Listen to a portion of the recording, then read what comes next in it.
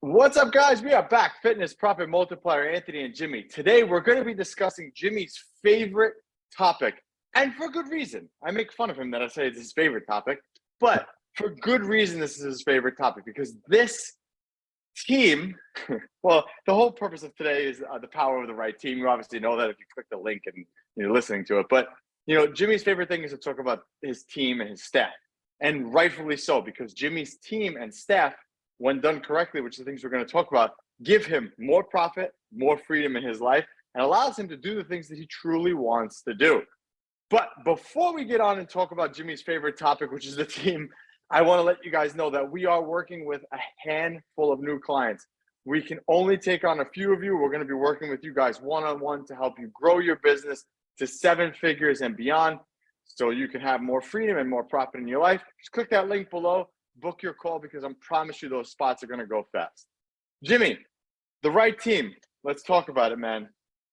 Hey, there's a reason why we keep revisiting this in different ways on the podcast, so that those of you that are listening, you listen to a few episodes, you'll probably hear something about the team throughout all of our discography, or whatever you want to call it, of our batch of advice here. So the reason why I talk about the team so much is because it is what has made the biggest difference in my profitability, in my scalability, in my revenue, and all these things with my business. And you don't know what you don't know is what I'm trying to tell you. So you think that at all times you have the best team around as a owner. My team is great. I love my team. They help me out so much. There's this and this and that. And you think that your team is the best all the time. Like you just fired somebody and then you have your team there and, oh, my team is so great. My team is so great. And I challenge you this. Ask all the gym owners you know how they feel about their team. And in every moment, if they're not a seasoned gym owner, like really seasoned, they're going to say, oh, my team is the best. Oh, my team is the best. And I guarantee you, if you go into their gym and you observe their team, you will see holes and pitfalls in things that their team is doing from your perspective. So I say this because you don't realize the power of a good team until you have a team that's predominantly A players. And then you can categorize your team based upon them coming into your business as to what you can expect from them. You want a team that's all A players. You want that. Some people are always going to be Bs. You don't want any Cs, not really. But every now and then a C can squeak by. And sometimes you don't know they're a C until you have to fire them for something, because it has flown under the radar. So what is the value of this team? Well, how do you identify these people is also something that's important, right? How do you identify these people? The one biggest thing that I can say that identifies a good team member, there's a couple of things, but the one biggest thing that we look at that identifies a good team member is them making decisions and making statements based upon what is best for the business, not what is best for them personally. And you will notice this in the types of things that your team members bring to you as things that need to be solved or issues that need to be taken care of, right? So if a team member is coming to you with issues like, well, how is this going to affect my schedule? And how is this going to affect my workload? And that's going to be confusing. And, oh, they give you some resistance to some changes around the gym. That's not an A player. That may still be a B player, but that's not an A player. Because what an A player does is, hey, I noticed this thing about the gym.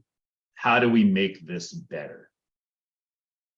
Or even better yet, they come to you and they say, I noticed this thing about the gym. I have this solution. What do you think? Should I implement this? Right? That is the telltale sign that somebody is very invested in your brand, your business, and what it is about, and not about them and their personal needs. Yes, people have personal needs, right? But these are some of the things that we need to identify when looking at who our best team members are and who our A players are. We do that through reviewing them and all this other stuff. But Well, Jimmy, a quick question. So like when something like that happens, right? So like schedule or shit like that, right? And you're like, well, in your mind, you're like, well, this person's being really selfish, because this is important for the business. How do you correct that behavior? Because let's say the person's really good, right? They are an A player, but then they have like that caveat with stuff like that. How do you correct that behavior then? so there are structured meetings for that reason, right? And there's core tenets for that reason. And we talked about that a little bit on a different episode.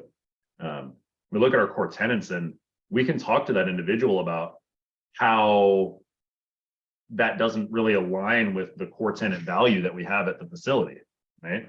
So they get a little upset, this and that. You first off lead with love and you go, okay, help me understand this. You collect as much information as possible about the situation.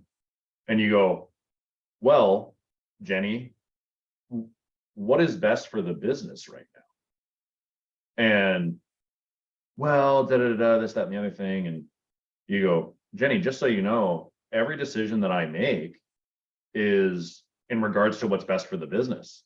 Because what happens if I don't make decisions that are best for the business? Well, then you don't have a job anymore. Like, I need to make decisions that are best for the business, and I need you to understand that. And all the decisions that I make align with core values. So no, you can't actually have this time off. And no, I need you to come through with this schedule. And once you've shown me and earned it, then we can be a little more flexible with the schedule. But right now, this is what the business needs, and this is what I need from you. And this is the best decision for the business. So collect all the information up front so you're the most informed going into that conversation. But you have to kind of draw that line where you're like, well, what's best for the business is X. And on top of that, reward those individuals that make decisions that are best for the business and use them as the examples and the people that train the new staff and the people that set the culture. Because when you have those A players in the facility, those A players could bring those B players up. So a rising tide raises all ships, right?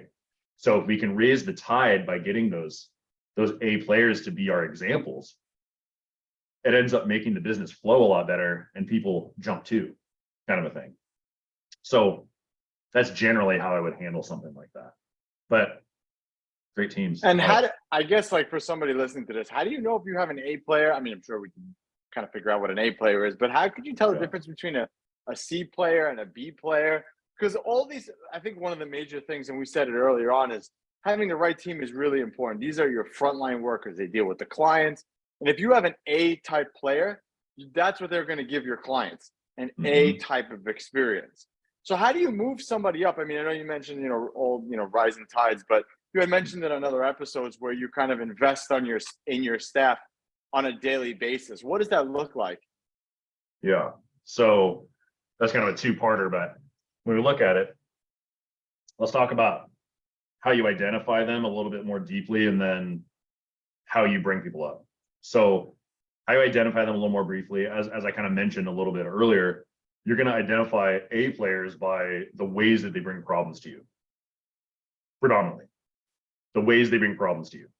So they're going to bring you a problem with a solution. Say they observe something that's a problem. They have a solution. They want you to know about the solution they came up with and see if it's proper to implement, right? That's a great indicator of an A player. Another great indicator of an A player is if they see something that needs to be corrected and they go and take care of it right away, right? Like we had we talked about this on another podcast, but we have a new staff member at the facility. And he noticed that like some bolts needed a little bit of tightening and some cable management could have been a little better. And so he came in of his own volition and did that outside of his working hours. Of course, I paid him to do it, right? But fixes things up around the gym just because he sees them and wants to do them. And then the other indicator of an A player is somebody who's coachable and is sponge-like when you're teaching them things around the gym. You get no resistance from them. They follow your system right through. They know their place and they know what their role is. They're a sponge. So these are indicators of an A player. Indicators of a B player are somebody that accomplishes all of their work. They do a good job with it, but they lack a little bit of focus and they ask questions that pertain to them around the business. So how is this going to affect me? How is this going to affect my position? I have a lot of other stuff to do. My life, my this, my that, right? That's still not a C player. That's a B player because they're accomplishing everything, but they're looking internally and they're concerned about themselves more often. And when we look at a C player is somebody that just clocks in, clocks out, and is unemotional about anything that they're doing at the gym, and they're unengaged. So they're a person that still accomplishes their job, but all it is to them is just a job. They don't care about the betterment of the business. They don't care about this or that. All they care about is, I'm here, I'm doing my job, I'm leaving right at the time I need to leave. I'm not doing anything extra. I'm doing exactly what bare minimum of what I was required to do. And I'm going to clock in, clock out, and be on with my day, right? And that's a C player that does not go above and beyond, does not take extra on, or think about things in what is best for the business sense, right? So that's how we identify those individuals. But how do you bring a C player up to a B player, a B player up to an A player? Well, investing in your team is one of the ways that you can do that, and getting them to understand what the goals of the business are. So going back to your core tenets, going back to your mission, and evaluating those people on a regular basis, giving them tasks to bring them up to that A level, and having them hang with the A players and pull some from those A players. So the first step to avoid having B minus and C players, because you're going to have some B plus players, and that's okay, right, is having those new individuals be evaluated by those A players and get those A players' opinions on how that person is performing, so you can know if they're the right fit to even hire or not, or keep on your staff. So that's a hard pill, but that's one of the things that we want to do. And if those A players don't think that those people are on par, that's an indicator to you that they're going to need some help. Can we bring a C player to an A player? Very hard to do. Very hard to do. C players are C players, but B players, B minus players, can be brought up to B plus players. And it's just a matter of the culture at the facility being managed by one of those A players to raise those ships up. And when you reinvest in your team, it's not only you investing in them, but it's that A player investing in that B player to bring them to the level that they need to be. And investing in them is giving them extra training, talking to them, understanding where they're coming from, understanding why they feel a certain way about the conditions of the gym or their job or what they need, and just sitting there and listening, just letting them vent about stuff and letting them talk to you. And then you can redirect that energy to something that you need from them. Hey, for this to really work out, I need X and Y and Z. Can you do that? Yes, no. Okay, this is where I need you. And this is an opportunity for you to grow.